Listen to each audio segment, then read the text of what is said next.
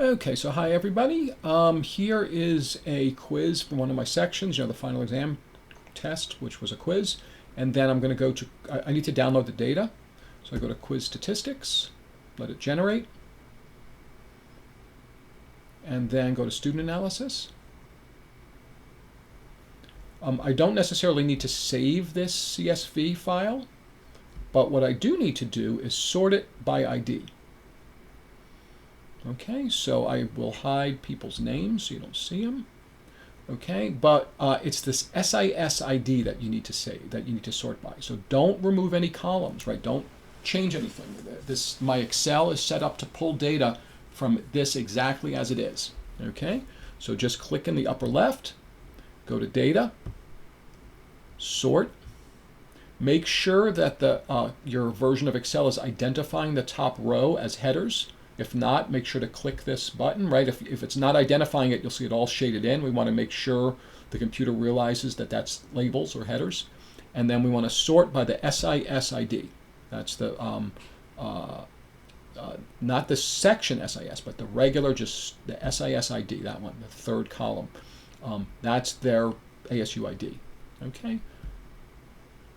All right, so now it's sorted. This SIS ID should all be numerical, going up. If you want, you can center it just to kind of peek at it, make sure it looks good, okay? You could save this if you like, or just kind of leave it hanging out, okay? Then go to your, the Excel file I sent you, which is, where is it? I have too many things open. Hang on a second. New.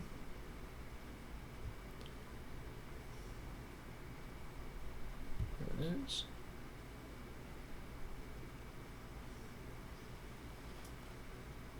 Too many Excels going on.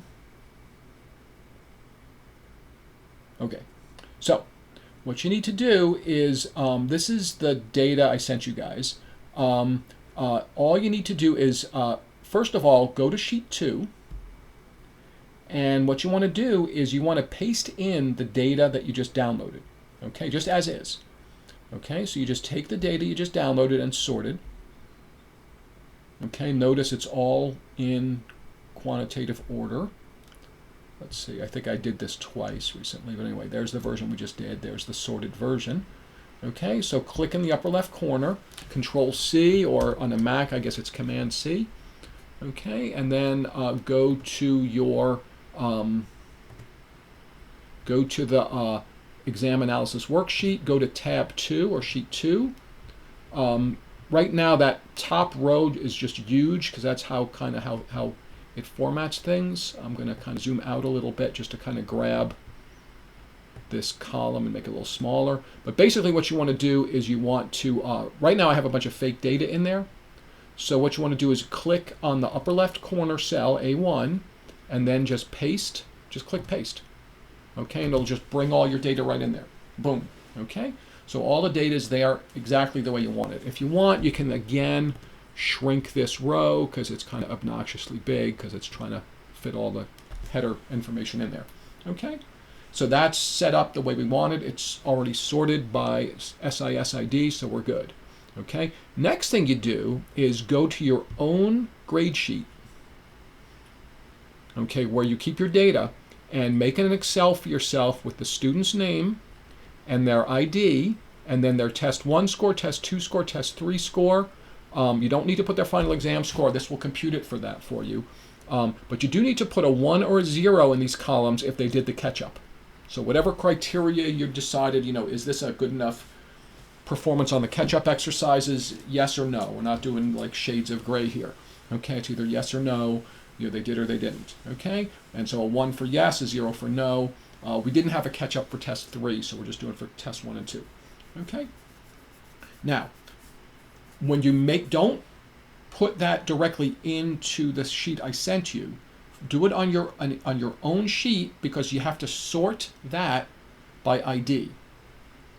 Okay, so the same mechanism, like if this happened to, if you did this on a separate worksheet, you would just click in the upper left and then data, sort, and you would sort by, first of all, make sure it's recognizing that you have headers, and then sort by SIS ID, wherever you have that. Okay, I'm not going to do that here because this is not my separate grading worksheet. This is the analysis page. But on my separate grading worksheet that I keep, where I build for my students, I'm going to just put down their names, their ID, and all their scores, test 1, test 2, test 3, and the catch-up yes or no, and sort that by SIS-ID.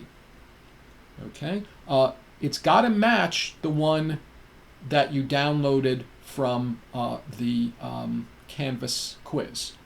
So if you have a student that is in your grade book that is no longer in the course, you might want to remove them first, because that'll cause some of the rows to not match up. Okay? So just make sure that the SIS ID, that's the set of students that you have in your personal gradebook, matches the set of students that you download from the quiz. Now, you might have some students that didn't take the final. If they didn't take the final, you need to remove them from your gradebook, because that will also throw things off. You just have to make sure your gradebook Excel has the same set of students as the one that you downloaded from the quiz, from the final exam quiz, because they have to match up. Okay? So just remove students that you have that didn't take the final, remove them temporarily, make a new version of it, just remove them, it's got to match up. Okay? And then when you paste in your data here, as long as you put your ID, your student ID in the second column, this is a check. This will check whether the ID on this sheet matches the ID over here. Okay, obviously it's not going to right now, because this is real data that I downloaded from my class, and this is fake data that I made up. But just to kind of show you, I can just pull the first, let's pretend that these are the IDs for my first 4 students. Okay, so if I put that in here, if this was the IDs, okay, now notice these X's disappear, because now they check. Okay, so if you still see any X's after you've pasted all your data in, that means somehow your columns aren't matching up. You need to check that. Okay, so that's like a double check for you. Okay, and then just a quick walkthrough here. You're just entering data in the blue stuff right here, the blue columns. Everything else is done for you. Okay, so what's happening essentially is the cases, just case 1 is they did the makeup for test 1. Case 2 is they did the makeup for test 2, but not test 1. Case 3 is they did them both, and case 0 is they did neither. Okay? The subscores. These are the subscores pulled from the final. This is questions 2 through 16, right? Those corresponded to test 1. This is what, 17 through 30, I guess, for test 2. And this is 31 through, this is actually interesting. For test 3, I did it twice.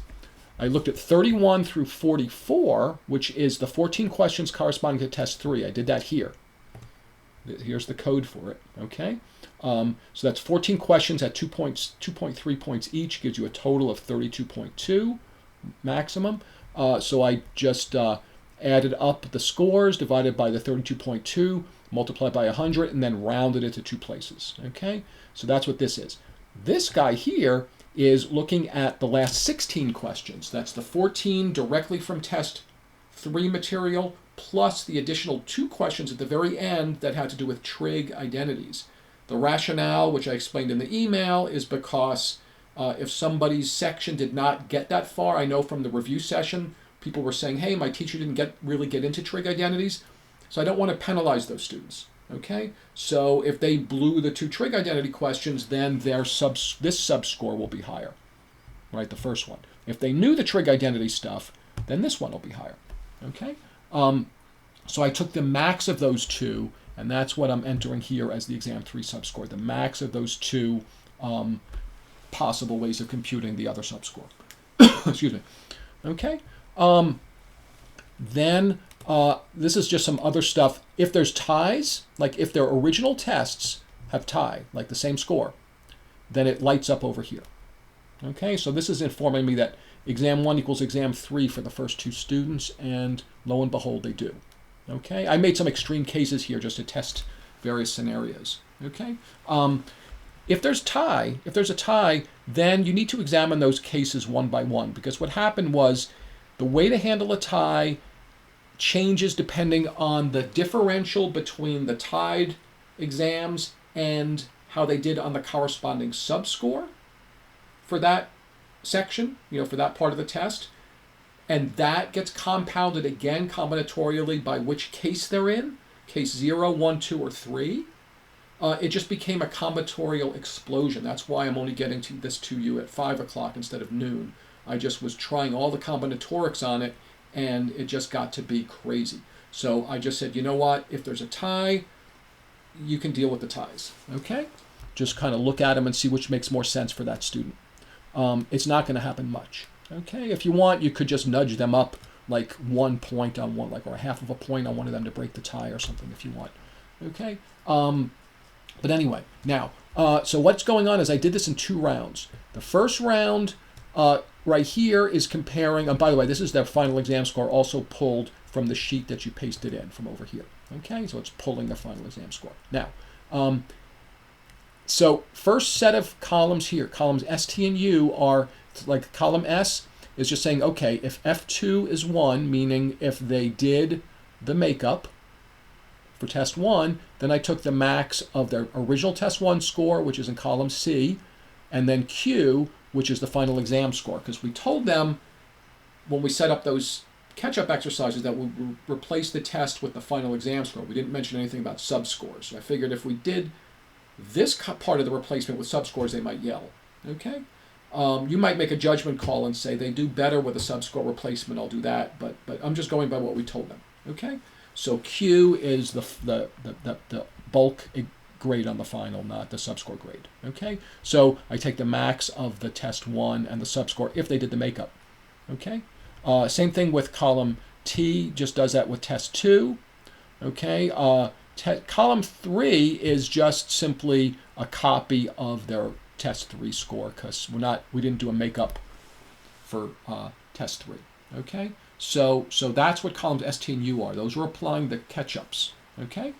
Then, this is just me looking at the differential. I was curious between the subscore percentage and the original test. Positive means they went up, negative means they went down. This is obviously fake data here because I just kind of faked some scores just to test the spreadsheet. Okay, then the important columns are AA, AB, AC, the red ones. Here what I did was I then went through a second round of replacement and just said, okay, so if you look at the code, it's saying if S2, which is the their catch-up, possibly catch-up boosted test 1 is still the minimum score of all their tests, right? It equals the minimum of S through U. Then I'm going to take the bigger of S, which is their test 1 score, and M, which is the test 1 subscore from the final. Okay? If not, then I just keep the S2 there. I just keep the original score there if it wasn't the minimum. Okay? Same thing with same thing here with the exam 2 in the red column. I just compare is their test 2 score the smallest? If it is, I take the bigger of the test 2 and the test 2 subscore of the final. Okay, if not, I just put their original test 2 back. Okay, and then same thing with the third exam. Although with the third exam, it's a more interesting subscore because it has a comparison, but same idea. Okay, now if they're getting a boost, I code in green. So the green ones are the ones that got boosted. Okay, so for example, now these are all showing green because it's thinking these are zeros, so it's thinking they got boosted. Okay, so don't worry about that.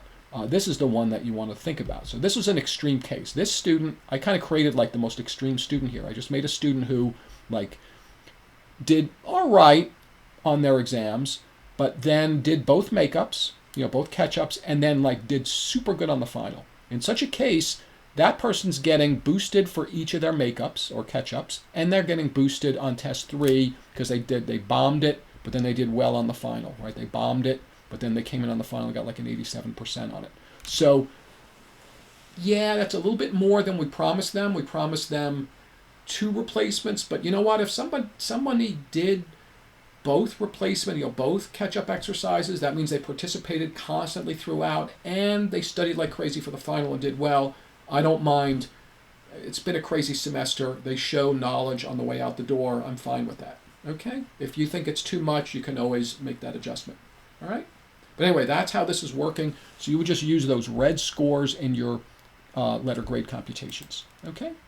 As you have any other questions, email me. Just remember, the key here is sort the downloaded quiz data by ID first before you paste it into the Excel I sent you, and sort your own data by ID first before you paste it in, and also comb through your data to make sure the students are matching what's in your downloaded quiz.